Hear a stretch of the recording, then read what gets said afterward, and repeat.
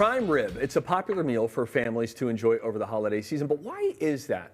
A little history lesson coming your way. It dates back to the Industrial Revolution. So this is when meat butchering standards improved so that families in the United States could enjoy high quality beef dinners. Okay, although popular, prime rib isn't always considered the easiest meal to make. But here with her 5 foolproof tips, we welcome Becky Church of Minnesota Beef Council. Hi there, Becky.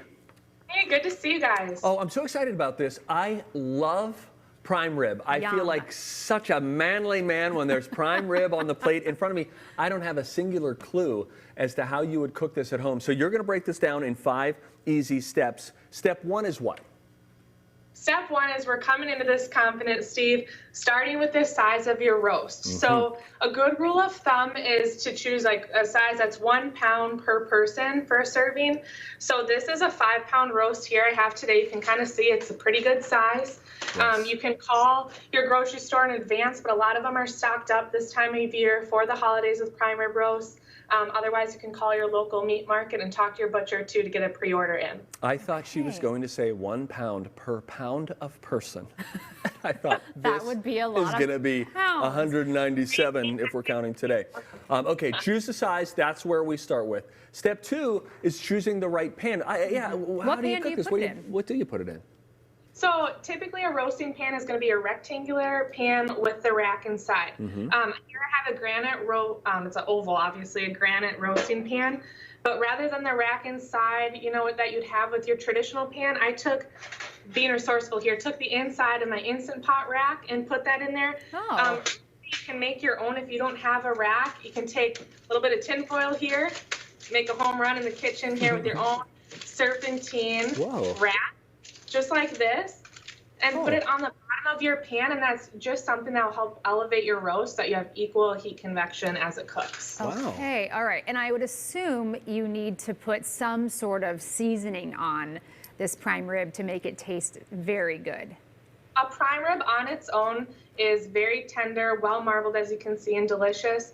Don't trim off any of this fat. You can actually leave that, and it's going to help continue to have, you know, tenderize your meat as it cooks. Yes. It's a great base for your spices, which will allow it to crust up and form a really delicious crust with seasoning as it cooks. So I'm going to start with olive oil that I'm just going to brush on generously. Okay.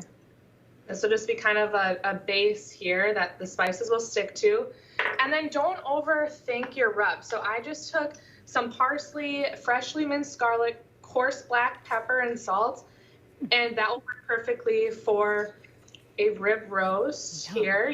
You can look up any recipe you'd want if you want to, you know, even take it a citrusy or fruity route. There's so many options out there. You can make it as simple or complicated as you want. Yeah, I think simple seems to be the way to go, Becky. With so many beef recipes, they're like, step away. Don't try to overthink this because the meat tastes so good already, especially when you're dealing with a cut like prime rib, that you're really just looking to accentuate it. You're not trying to disguise anything there. So I like that there's a nice, simple rub. Okay, so step 1, choose your size. 2, start with the right pan. 3 is make a rub. Step 4, how are we cooking this beast? So we're putting it in the oven at 350 degrees. Again, the time you cook it will depend on the size of the roast. So I said here we have a 5-pound roast. I'm going to put that in the oven for about 2.5 hours. And when I take it out, the internal temperature will be 145, which is medium doneness.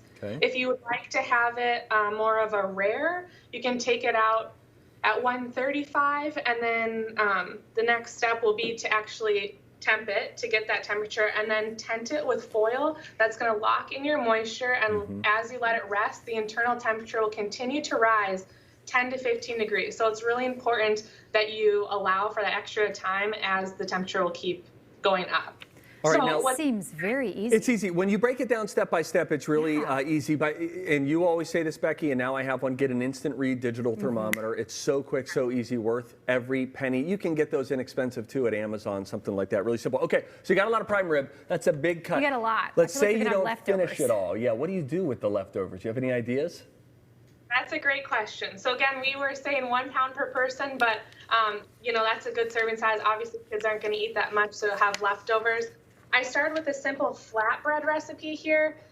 You can just take garlic flatbread, and then I have fresh mozzarella, Roma tomatoes, arugula or spinach, anything you want. The fun thing about flatbreads is you can make them fancy if you want. Otherwise, you can make them kid-friendly and seriously just use up what you have in the fridge at home. So just take your flatbread, just go ahead and layer on in any order your cheese. Fresh mozzarella is really nice. It's going to be so good. Tomatoes. Fresh mozzarella really underutilized in kitchens. Oh, I we should be eating it agree. more. And it melts so nicely too. It's That's really so good. easy. Oh. And then you just top it with the prime rib and stick it right in the oven. That's easy too.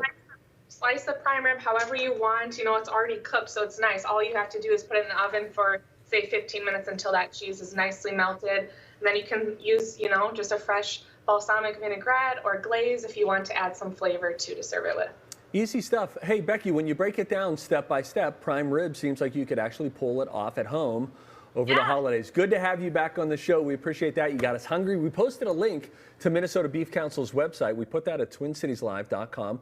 You'll find Becky's steps for making that perfect prime rib. And while you're there, be sure to check out the recipe section. They have everything from slow cooker meal ideas to some fancy salad recipes as well. Like with the holidays, you think, I don't want to do too much. That seems very That's simple doable. and really a lot of bang for your buck, too. It's a great deal. Still to come.